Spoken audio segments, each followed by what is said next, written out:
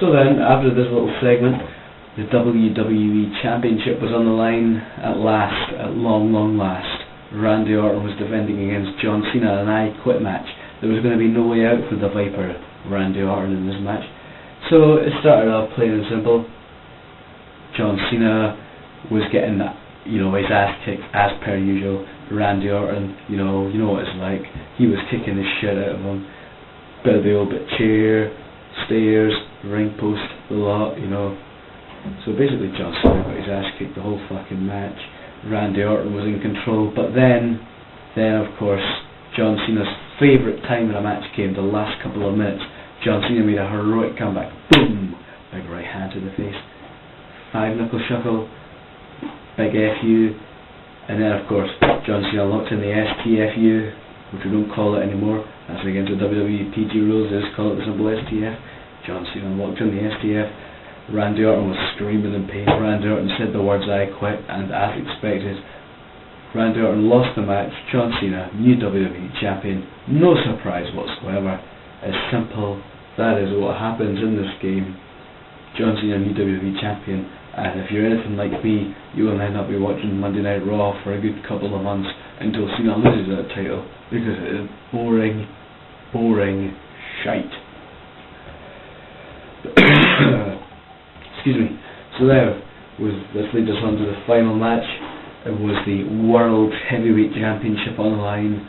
CM Punk was defending this title against The Undertaker. That's the legendary Phenom The Undertaker. Started off simple as matches go. Punk and Undertaker exchanging blows.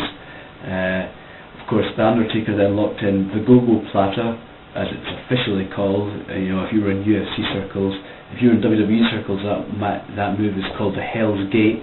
And of course, The Undertaker, as soon as he locked it in, just like anyone else except Shawn Michaels, CM Punk tapped it straight away, and everyone in the crowd went berserk. Everyone at home went berserk because we thought that The Undertaker was the new champion.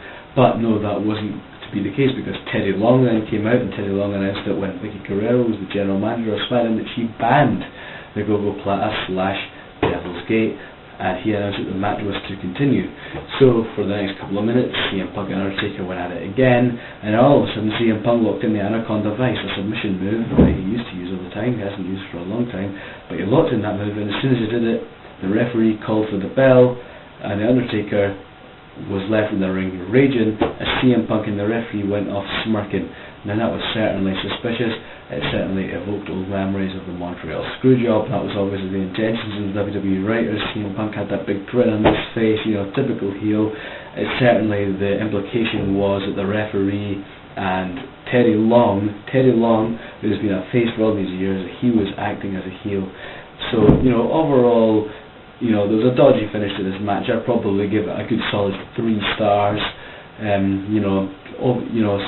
I'm going to sum up the whole pay-per-view now. It started off with Jericho against Henry P. Already gave that a good 2 stars. Followed up by that was the United States Championship between The Miz and Kofi Kingston. Very good match there. I'd probably give it 2.5 stars. Then of course was DX versus Legacy and a submissions count anywhere match. And normally I wouldn't give this match very high rating at all. But there was a surprise finish. I was very shocked to see the Legacy win. My colleague was proved out to be a donut, so I'm going to give this a very, very high rating of 3.5 stars. Then of course we had Kane the Great Khali, as I've already said previously. That match was not up to scratch, so I'm probably going to have to give it, a non-applicable.